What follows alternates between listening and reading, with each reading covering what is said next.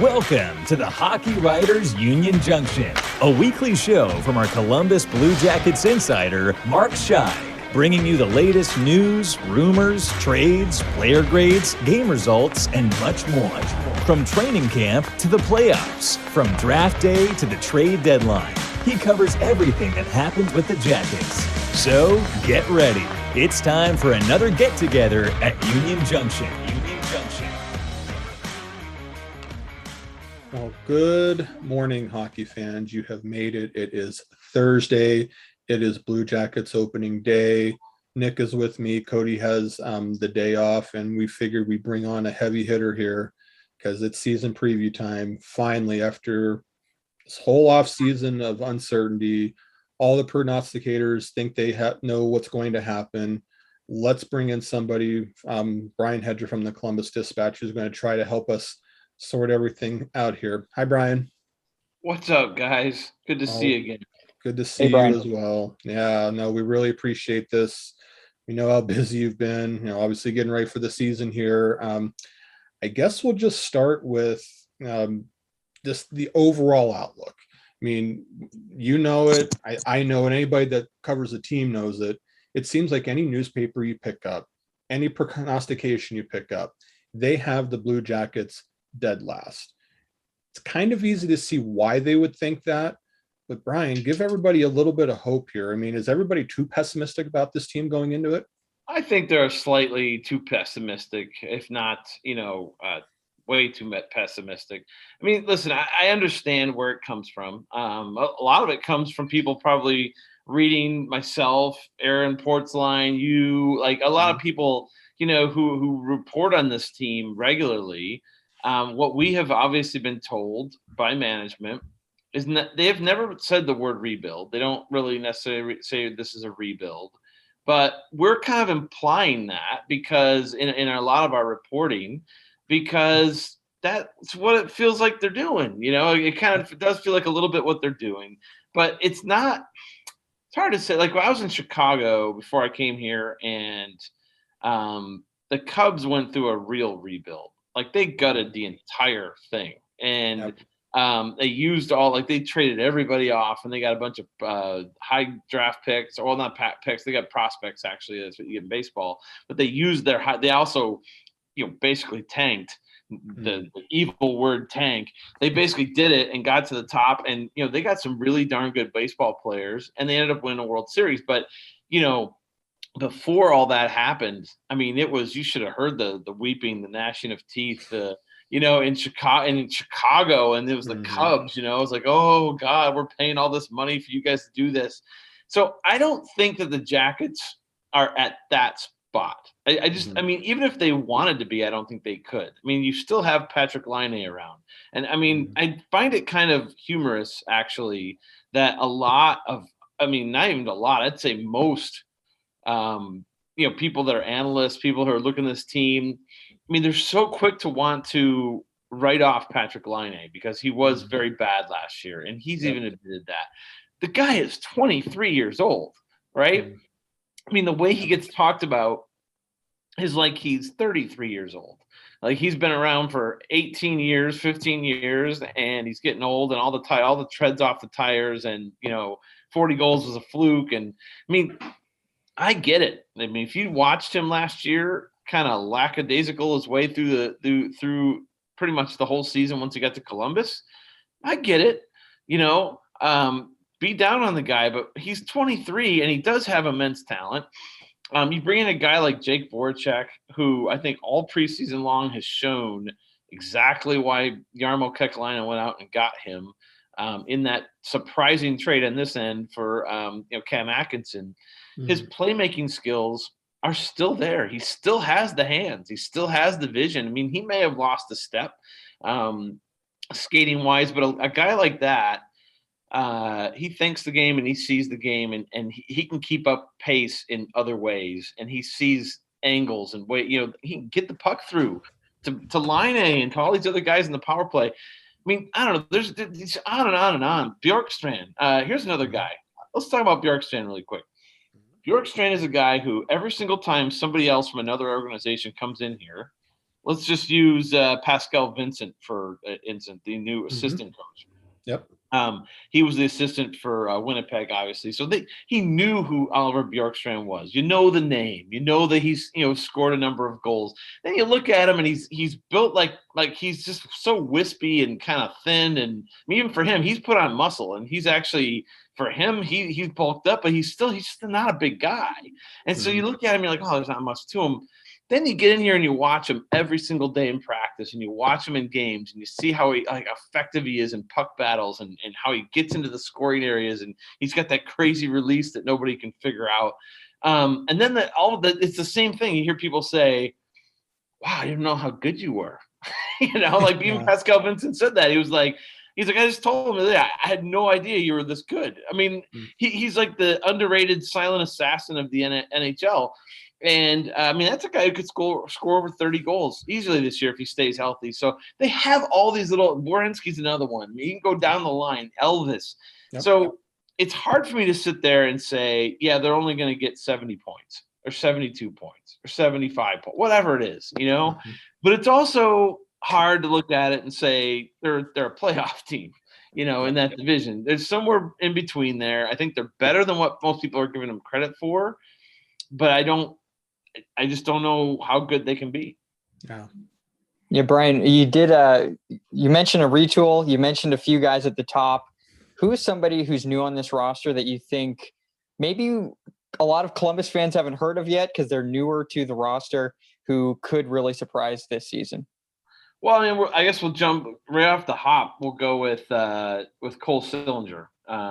He was the 12th overall pick, so any Jackets fan's going to know who that is. But he's 18 years old, and he came in here and he made the roster for a reason. He didn't just make the roster and they're throwing him on there as like their fourth line center, and they're only going to play him 8 minutes a game or 6 minutes a game, whatever. No, he's their third line center, and he's playing with Boone Jenner and Max Domi, who 2 years ago was, one of the top 6 forwards for the Montreal Canadiens.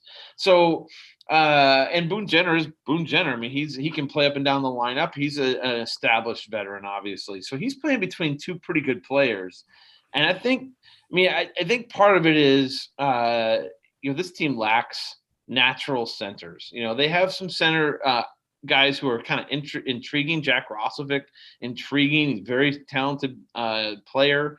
But not necessarily, he hasn't really proven it yet at center as far as top 6 stuff. He'll get a chance this year, and, let's see what he does. Alexander Texier, he keeps getting all kinds of chances to be a center. He's going to be their top line center between Laine and Voracek, and I'm just wondering how long that's going to last, because he's gotten opportunity after opportunity to be in that role, and he hasn't done anything with it yet. So, but I look at it and it's okay. When you ask Larson, he's like, yeah, he's a center and he's going to stay at center because we need centers, and that's what he plays. And he thinks the game like that. So he's a guy to watch out for sure. Right off the hop, 18 years old.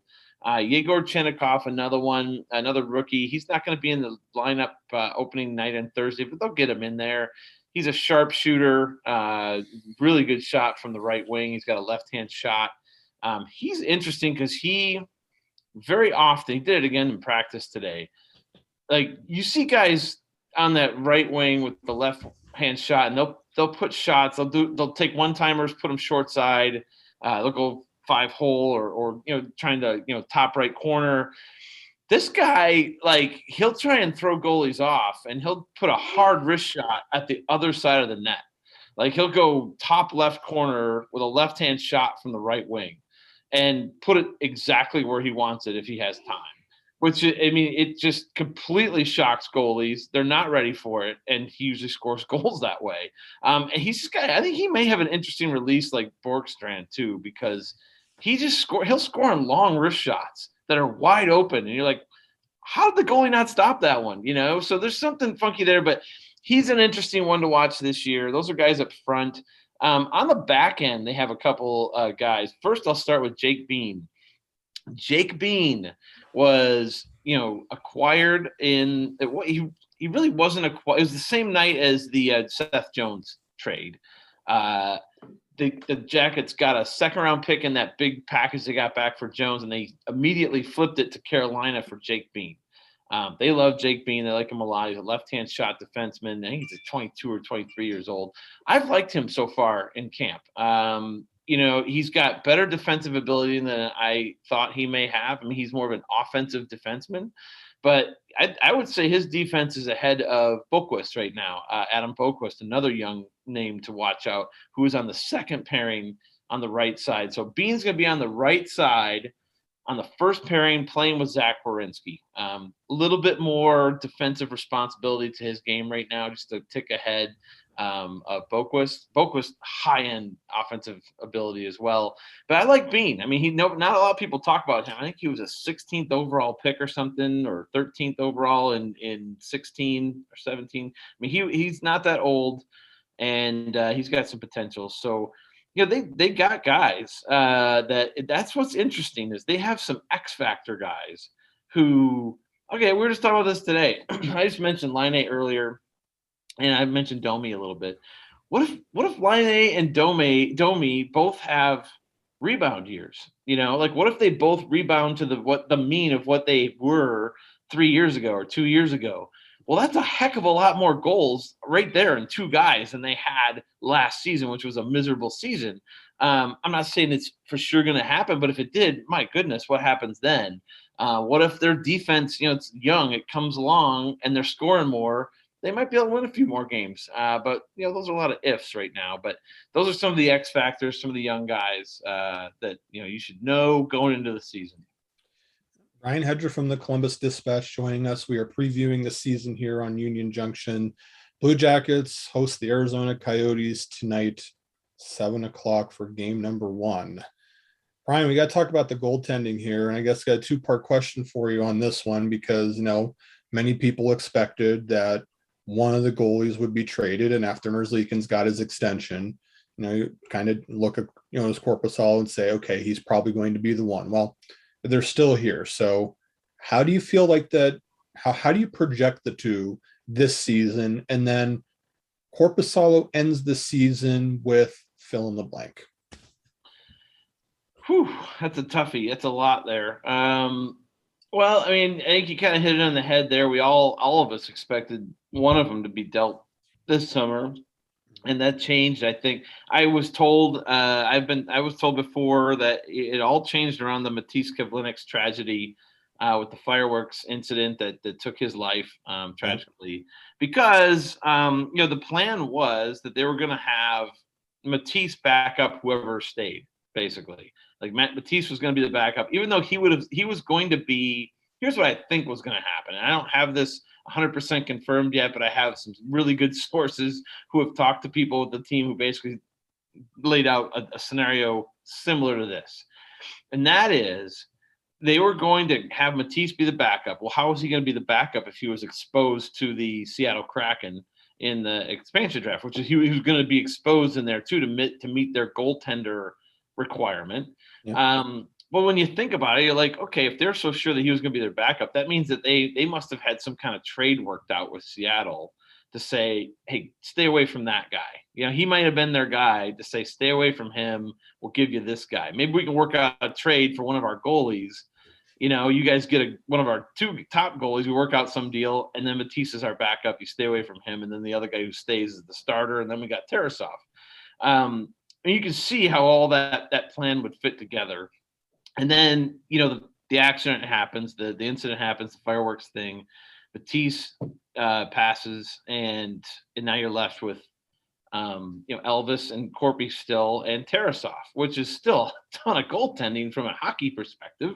Mm-hmm. But at the same time, which one's going to be your backup goalie now? What are you going to do? Are you going to go out in free agency and get a backup and then try and trade someone else? I mean, I think that they would have done that route if they had gotten a better offer for. I was told that they really started they really kind of made their decision on Elvis for the most part, and then really started trying to find a taker with Corpy and trying to find Corpy a good spot for him, for the team that he's coming into, so maybe he can be a starter, that kind of thing. and the offers just weren't there. I mean, in the offseason, this is the second offseason in a row where it's been a soft goalie market because there's so many goalies out there. And it's like, it's not like let's bet Corpy set an NHL record with 85 saves in a playoff game. 5 overtime playoff game. He's no slouch, and he's only 27 years old. And every time he gets a chance to start, just like Elvis, he's good too. So you would think that they'd have a really good, selling point, a good pitch to give teams. And I think they did, but because the market was soft, I was told that I think they only got something like a 4th round pick as, and that's just not enough. Like, you're not gonna, if you're Yarmo, if that's the case, that's just not enough. You can't just ship a guy off for a 4th round pick. No, I mean, they're good players come out of the 4th round. Emil Benstrom, if he ever pans out, he was a 4th round pick. Just that kind of stuff. But it's no sure thing. And Corpy is definitely a starter if he gets in for somebody, I think. But so I think they decided, you know what, let's bring them both back, change gears. Have Tarasov be the guy as planned in Cleveland. Let's not make him back up whoever it is. Let's just start out and let's see what happens. So they may trade him at the end of the season. I thought about this the other day and I said, look, what would be the scenario that that would make them hang on to Jonas Korpisalo and actually let him walk in free agency for nothing? I mean, is there a scenario out there for that? And I think there's a couple of them. One is if Elvis gets hurt somehow, and everyone's knocking on wood right now as I say that. He is starting, by the way, tonight. So he's your starter to open the season. Yep. The other scenario is they're both kind of playing well off each other. Corpy is probably Elvis gets the lion's share. Corpy's, but Corpy's still getting worked in there, and he's playing well. And somehow the Jackets are in contention at the deadline. It's hard for me to see them trading Jonas Korpisalo when you're in contention for a playoff spot. And then trying to also make another trade to come in and get a backup goalie for the stretch run and potential playoffs. So those are the two scenarios that I would potentially foresee them not moving him. Otherwise, if the offers don't get any better, I think you still have to move him probably, at the deadline, so that you get something is more than nothing, right? Like, you don't want to just lose a guy like this that you have trained and brought up in your system and allowed to play and all that kind of, like, what if he just goes in free agency to the Rangers, or no, it wouldn't be the Rangers, but I'm just throwing teams out there. But some divisional team that needs a goalie, the Flyers, they give up on Carter Hart or something, and he goes out there, and now all of a sudden he's a star, and you got to deal with him 3 or 4 times a year. That's not something you want to deal with without getting some kind of compensation. So I could see them moving him. I just don't know where. I look at it sometimes and I think, Buffalo might be a good fit. They sort of need a goalie. But they need a lot of stuff. Yes, it's true. Brian, let's move a little bit further up in the lineup. You mentioned it briefly. There's a couple of holes that are being filled for now. The first line center, Texier is holding it down right now, and Bean is holding down the right side of that top D pairing. When all the dust settles, because there's going to be some dust, who do you expect to be in those spots? That's a great question. I could see Bean actually sticking there for most of the year. Boquist has the talent and the potential to kind of take that one away from him. But what it makes you kind of shy away from that is that Boquist and Werenski both think the game pretty closely, only from different sides of the ice. So not only do you not want to have them together and have them both somehow accidentally end up behind the net or something, and it's going back the other way with like 2 forwards that are trying to play defense, or one or none.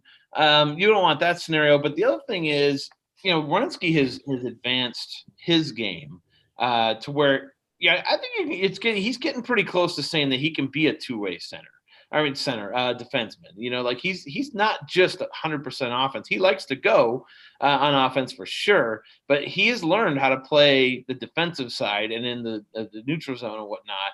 So what that means is when he's playing with Boquist, and Boquist maybe isn't quite as advanced as that, and he's going to naturally look at the situation and say, well, we can't both go. I'm going to stay back here, and I'm going to make sure that we're all good to go back here and let him go. Well, now you're taking your best defenseman out of your best offensive defenseman out of an offensive role by doing that, by playing those two guys together. I just see it's hard. They may eventually work it out and figure it out, but I just think that's a hard combo to make with those two. Then I've also thought, at times, are they going to put Gavrikov up there? I mean, I don't know if Gavrikov has ever played the right point or not, or Zach, if Zach would move over. But those two together might make a pretty good combination as far as one guy's more defensive, one guy's more offensive. But then you got Boquist and Bean, two young guys who are still trying to, put a stake in the ground kind of thing in the NHL on the same pairing for the most part on the second pairing, unless they move Peak up, who's a right-hander. But from what I don't know. I think Peak has a ways to go to be able to be a top 4 guy. I mean, they're starting him out in the top 6. He's going to play with Kukin. That's that third pairing. There's 3 guys for it: Scott Harrington, Kukin, and Andrew Peak to start out. And then you got Bayreuther down in Cleveland. And then you would have had Mikko Lehtinen, except he didn't report to Cleveland for some reason. Didn't want to make his $900,000 guaranteed contract playing in the AHL, so he didn't report. And they put him on an unconditional waiver. Think they're going to buy him out, and who knows where he goes from here. So he's out of the mix. That's a disappointment too, because even though I thought he had a rough game, his last game against the Penguins. Mm-hmm. But and I think that's what ultimately led him to him going on waivers and then being assigned to Cleveland. Yep. But I mean, you're only one step away from the NHL right there, making $900,000 on a team that does not have a set third pairing or a set bottom 3 defensemen in the NHL. I mean, those guys could all rotate all year long. So why wouldn't you give yourself a shot to come back? Mm-hmm. He didn't. So that hurts their depth a little bit. Now going back up top, like you were saying, you were talking about Texier, I think, right? Yeah. I don't know what to do there. I mean, I think that's been the main. I think that's been the main question we've all been wondering. Is like the guy who wants the job is Jack Roslovic. I mean, he's been vocal about it. He wants a shot. Okay. That said, we brought that up. Aaron Portzline actually asked a question last week of Brad Larson, and basically said, because all of us have been talking about how Jack had not had a chance yet in the entire camp to play with Laine and Voracek. We said, well, is there a reason, blah, blah, blah. And he said, did you watch last season? Like, that was the answer. He's like, did you watch last season? He's like, Jack Roslovic played with Laine a ton.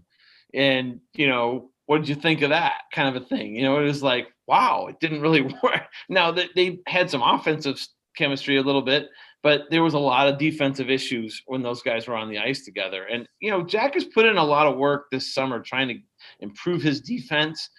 He has definitely improved in the faceoff circle, which is that's a huge step right there if you want to be a center. Yeah. So I think at some point he's going to get that chance. I think he's going to be up there with Laine and Voracek at some point. But, he might get a chance. Jenner might get a chance. Sillinger might go back up there, Why not Corrali? Why not? I mean, he's a natural center, they love him in that fourth line role. But on this team, there's just no center depth. And if Texier is not going to take it, that's the guy they want to take it. Because I think they look at him as having the kind of skills that can be – they think he can be a two-way center. Mm-hmm. But he's just not doing it. And every time we watch him, he's just not grasping that opportunity, not really standing out. He's not terrible, but he's not also really being productive between 2 super offensive players, right? So that's an interesting one to watch right there. But you're right. Those are the 2 key spots for them right now. Brian, couple quick hitting questions before we put this to an end here. I kind of want to segue what you guys just talked about with the center position. The depth, obviously, a big question mark. It's a guy in Chicago that's being healthy scratched in the first game that would have been played Wednesday night by the name of Dylan Strome. Should the Columbus Blue Jackets try to make a play at 24-year-old Dylan Strome to help with their center depth? It all depends on what the Blackhawks want for him. I mean, that's really what it comes down to. If you could get him at a reasonable price, and maybe a prospect that you or a player that you are willing to part with, I think it's worth a shot. I mean, he just as recently as 2 years ago, he was like their second line center, I think, with DeBrincat, and he was putting up a lot of points, and he was really good on the power play as well, if I remember correctly. And if you trade for him after he's been healthy scratched, and there's all this stuff out there from some of the insiders saying that he's on the market, like you said, he's going to be motivated. You would think he'd be motivated to come in here. Not a great skater, obviously. That's the first thing everyone brings up about him. But I think he has elite hands. I think he sees the game really well. I like him a lot. And he's a centerman. He's a natural centerman. It would be interesting to see him, come in here. But again, is he a guy you're going to play with Laine and Voracek?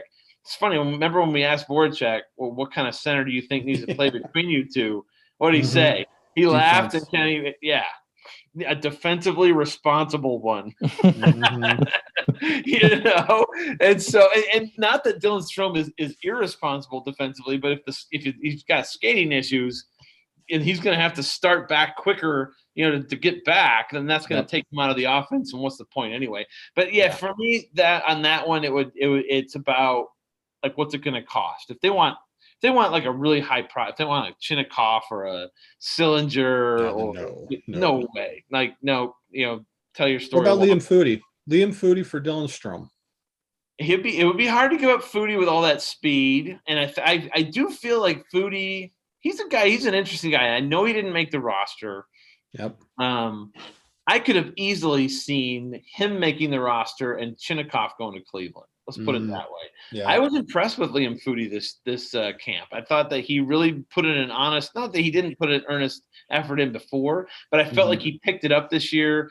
I felt like his finish was better. I feel like he, like in past seasons, he would get the puck and just rush it right into the goalie because he's going a million miles an hour.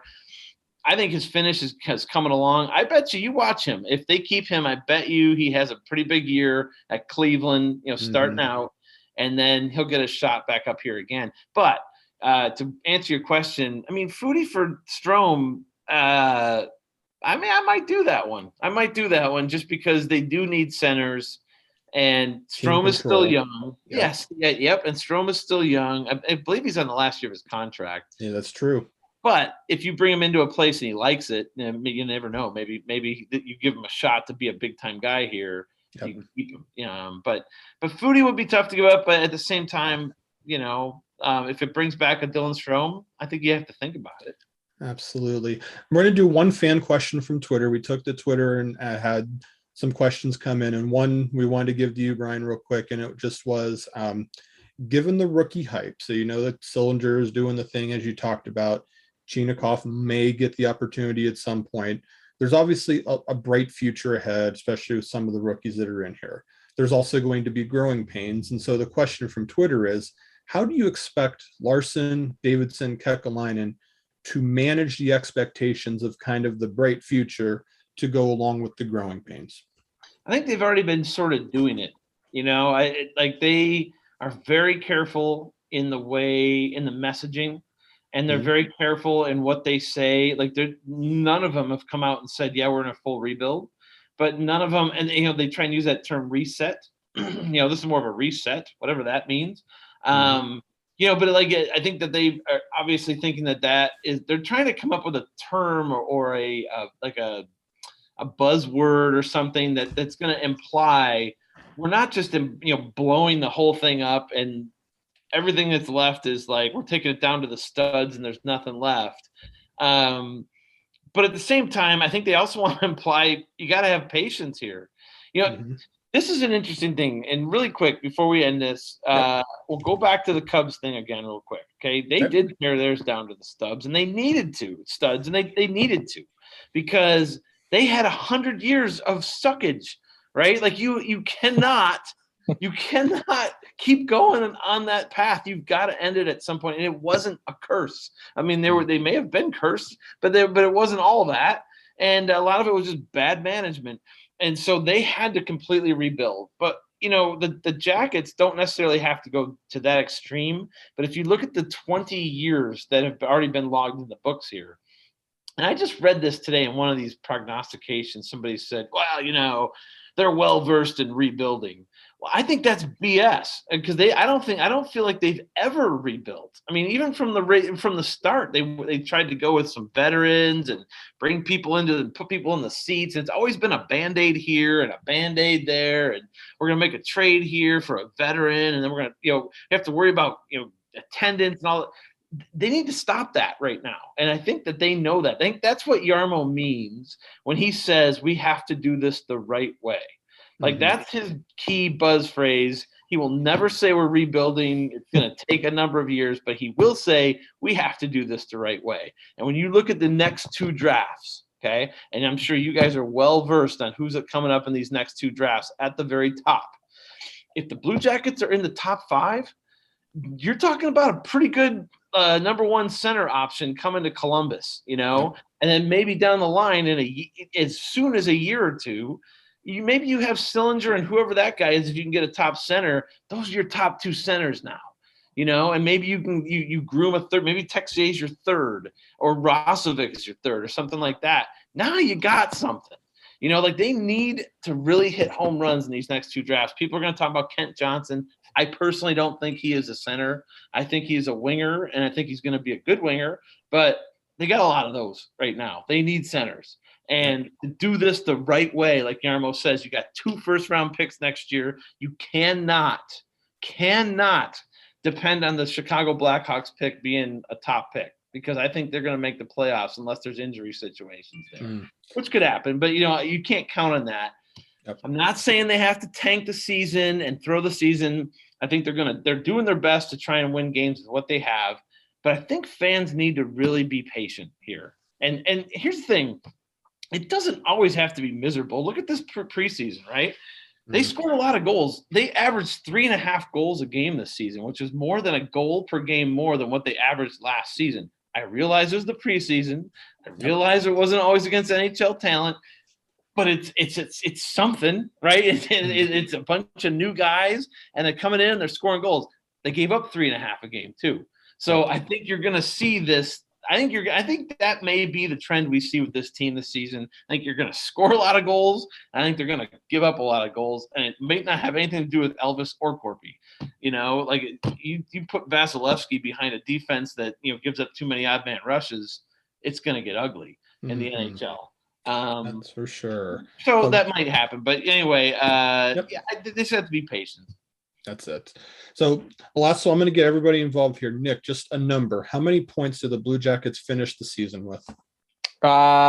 79. Brian? I'm going to go 85. I'm right in between you two. Exactly, 82. Okay. We kind of have the same. Nice spread. Yep. So probably be somewhere in there, but Brian, I want to give you a chance to end this. Just there's a new podcast that you got going out there. I know you already do Cannon Fodder with Mike. Talk about the one you're doing with Julie now real quick.